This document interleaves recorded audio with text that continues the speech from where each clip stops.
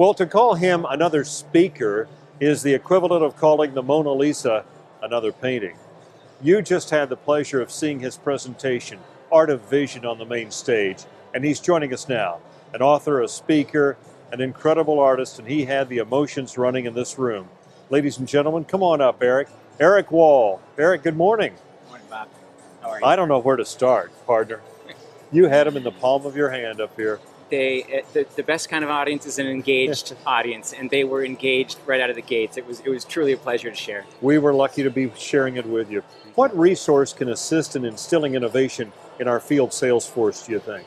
Just a broadened spectrum of taking in information, whether it be what you're reading, what you're watching, what you're seeing, and just keeping an open mind. Obviously, the game plan, the data, the intel all needs to be in place, but to also, once that's on lockdown, I think you have the freedom by which to be able to kind of keep your head up and look for new opportunities. Well, the questions are coming in right now from our virtual audience all over America. One question from Rebecca O'Brien on my prompter over here: how is preparing or presenting for a faith-based organization different for you than your usual corporate clients? Well, it actually was very different, and this is between you, I, and the fence post, and our 1,000 listeners That's here. Right. But That's right. I really am very careful with the language that I use on the corporate circuit. When and how I express my faith, it's something that's very personal to me and my family and my community. When I'm up on the lecture circuit, I use different language, and so to this one, to be able to have all of those barriers removed and be able to share my faith personally, is use the language like Jesus Christ, like faith, like living from a space of abundance and holistically. It really was a different preparation. Well, you blended in well, I'll tell you. Another question from Robert Whitlock: do you have a suggestion to help teams who have trouble with creative thinking? I know you expressed that on stage. Right. For me, one of the biggest windows to innovation has been social media. And letting go of these old. Sure. I was a late adopter to things like Facebook and Twitter and Instagram and Pinterest. I learned this through my kids.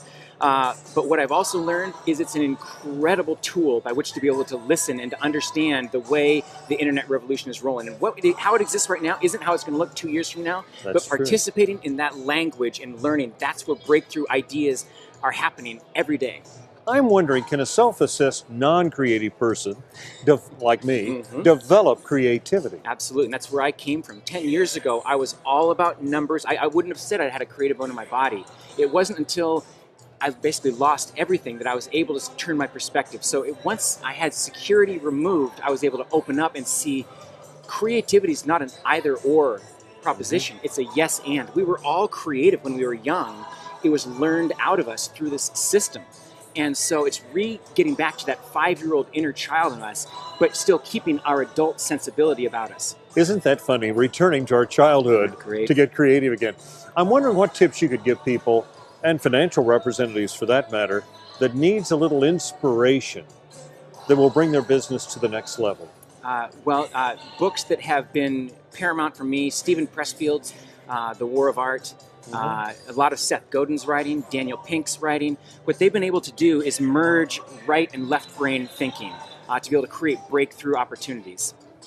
Oh, they have. They have, and you're guiding the force. Well, and they've been friends and colleagues of mine. And I wrote a book titled Unthink, which has also been a tool. Not only that's what I use personally, but it's what I've shared with the corporate world on how to use kind of creative thinking to implement in business strategy.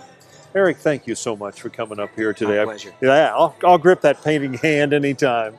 Thank you. These are the hands of the master. Thanks so much for being our guest. Thank you, Bob. I appreciate it. You're welcome. Cheers. And coming up in about 15 minutes, you won't want to miss Jim Collins in what is sure to be a dynamic and insightful presentation. Jim is the author and the co-author of 6 books that have sold more than 10 million copies worldwide, including Built to Last, Good to Great, and Great by Choice. And we'd like to tell you about a new feature being introduced at the Resource Fair during this national sales meeting this year. It's called Thrivent Talks.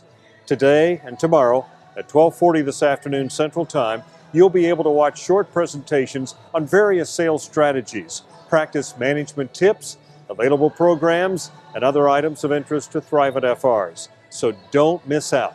That's happening today and tomorrow at 12:40 p.m. Right now, let's head back to the general session where we're about to hear from President and CEO Brad Hewitt.